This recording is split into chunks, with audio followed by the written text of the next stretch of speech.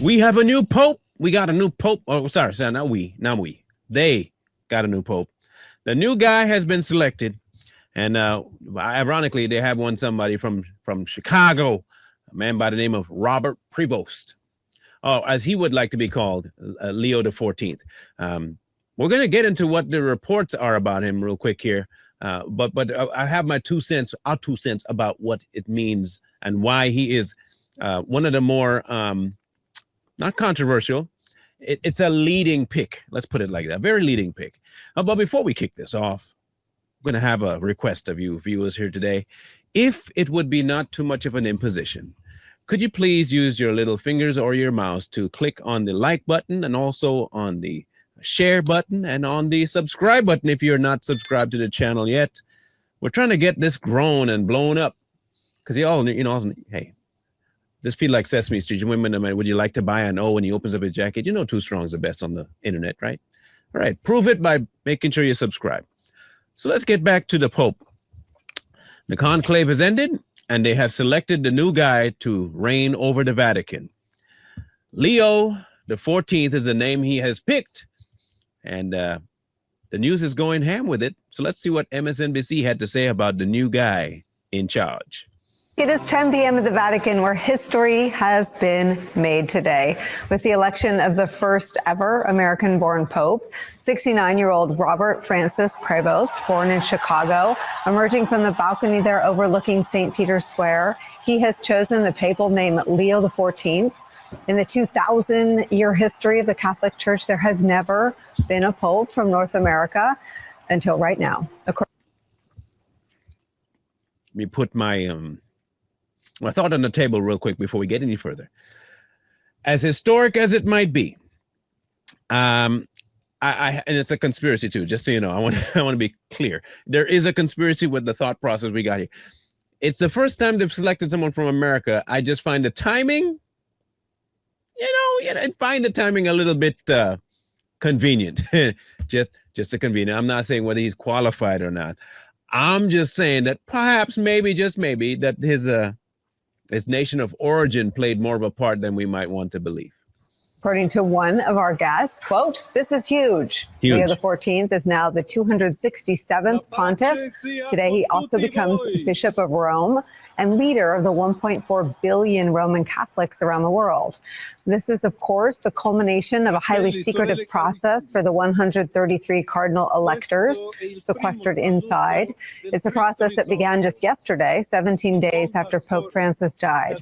Just after noon Eastern time today, the white smoke billowed out of the chimney above the Sistine Chapel, indicating that they had made their decision."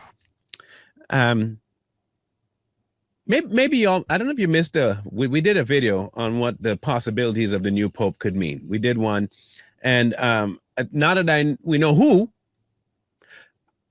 our theories are probably going to bear a little bit more flesh on this one. We might be able to at least break apart our conspiracy. And look, it is a conspiracy simply because we don't know what he's going to do. We get that fully. However, usually conspiracy theories these days turn out to be not conspiracies. So when I flesh it out, maybe it might come to fruition.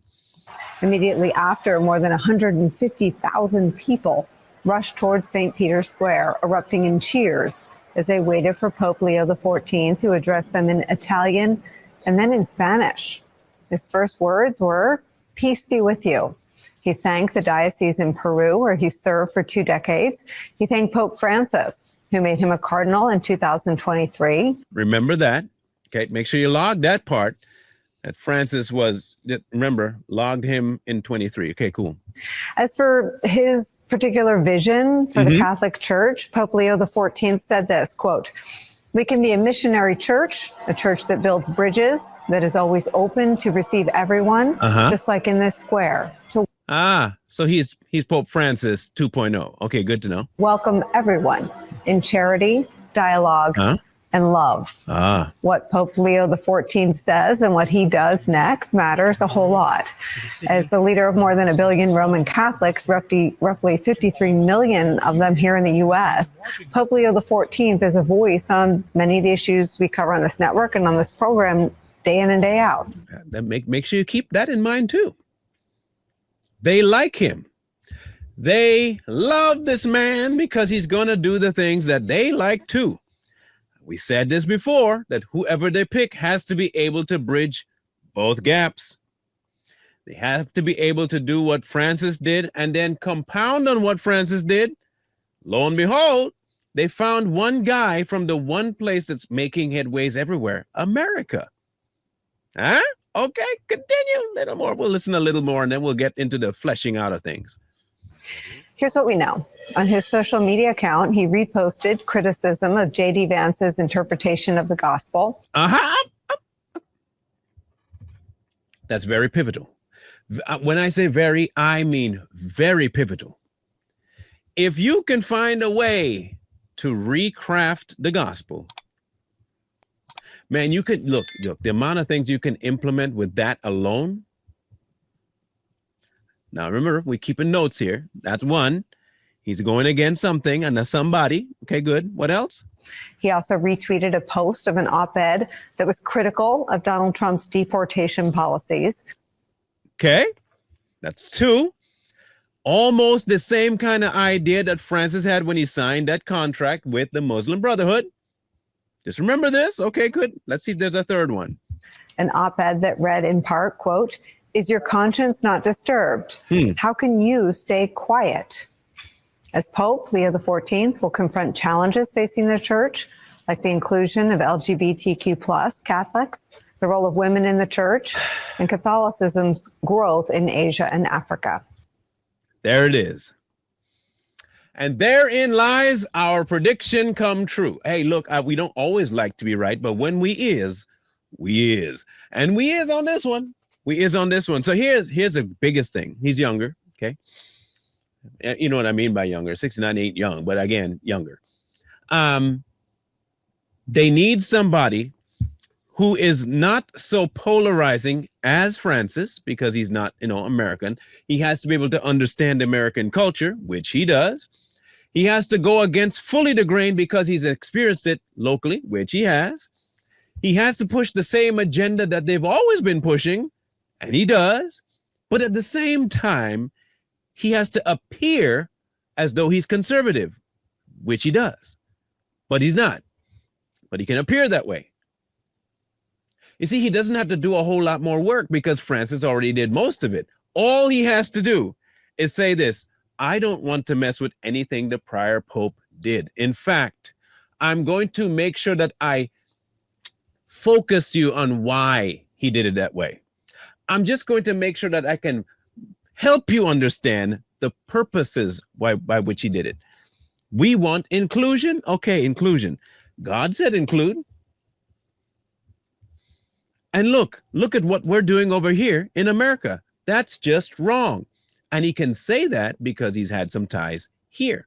If Francis has said it, he's an outside guy talking about something he doesn't have actual footings on. He's gone now. This is why I think the selection of this guy is ideal for setting up the thing we talked about before. There's another office that's coming, and that office will require this man, this particular guy here, to set certain things up in motion for that office to have way more global impact than we will ever see before. What you're witnessing, this is just my 2 cents about it. What you're witnessing is the creation of the office. Listen to me, not the person. This is the creation of the office for that end time man of perdition.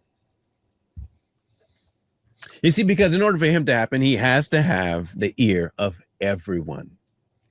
And you have to understand, if the mainstream media is promoting him and they have a lot of ears, and you don't hear a lot of rebellion from the normal, logical people, he's won. Okay, do me a favor. Go around and scour YouTube and see who's talking ill about him. Just go and see if they talk anything bad about the pick. They won't call him super progressive like the prior pope. They're going to talk about him as though he is just getting in to try and make sense of everything with the Vatican. I guarantee you money. There might be the 1 or 2, maybe 5 that might have a different take along the way we think, but I guarantee it won't be the big ones. I guarantee it won't be the big ones. what we're seeing right now is wonderful, but scary at the same time. And the reason why it's wonderful is because it was told. The reason why it's scary is because it was told. He is going to include everybody. Everybody's going to be welcome.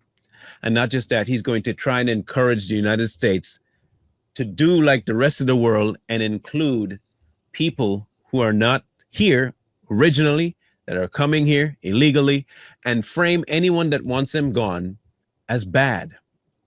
And he'll get away with it because of his personality, where he's been, and he'll be seeming personable. Hey, look.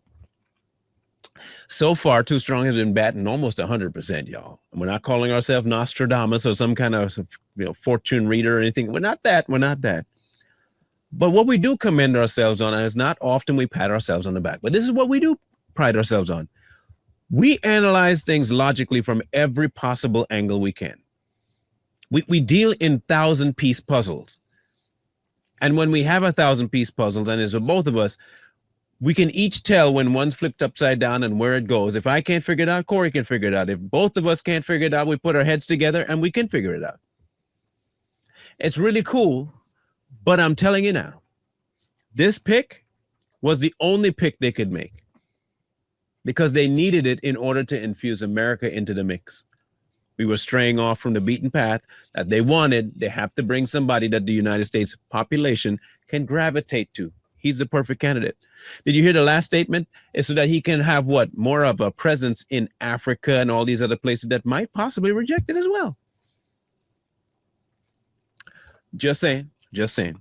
Do you think he's creating the office of the Antichrist? I didn't say the person of the Antichrist, the office, the location by which we will be able to say that's where he'll be. That's what I believe. Y'all let me know in the comment section if you believe that too, or if you're just happy that they got a new pope. You might be a Catholic. Do you trust him? Do you not know enough about him? Do you want to know more about him? And if you do have information about him that you want to divulge to us that could possibly change our mind, please do so in the comment section as well. We're not going to reject your thought process because you might have some clarifying thoughts. Whatever those thoughts are, please, please, please make sure you log them for the rest of us to read. Training athletes, build leaders, changing communities. At Mentors for Life, sponsored by the Bully Me Bad Project, we provide free professional sports training and mentorship to youth with passion, drive, and the desire to grow. We connect them with top-tier coaching and leadership tools that unlock their full potential. Our athletes train with elite professionals like Coach Cedric Booty of CM3, who's worked with NBA players such as Jaden Ivey and Blake Wesley, and the dynamic team of Tevin Lake and Bobo from T2 Sports Performance. Together, they've trained standout athletes including Notre Dame football stars, NFL offensive lineman Danny Piner, and Kyron Williams. In a school or neighborhood of 1,000 youth, 5 redirected lives can mean 5 future leaders, 5 families spared heartbreak, and 5 powerful stories of hope. And this is backed by research from the Money Smart Athlete Foundation, which shows that athletes have a powerful influence on youth behavior, confidence, and long-term success. We don't just build athletes, we build mentors. High school students who complete our program will become certified Mentors for Life members and will be paid to speak, lead, and coach the next generation. To support Mentors for Life, all you have to do is click here if you're on a mobile device, or click here if you're on a computer to donate or learn more. Or you can reach us directly at mentorsforlife574@gmail.com. You can also subscribe to our YouTube channel, Mentors for Life. Donate today and help save our youth.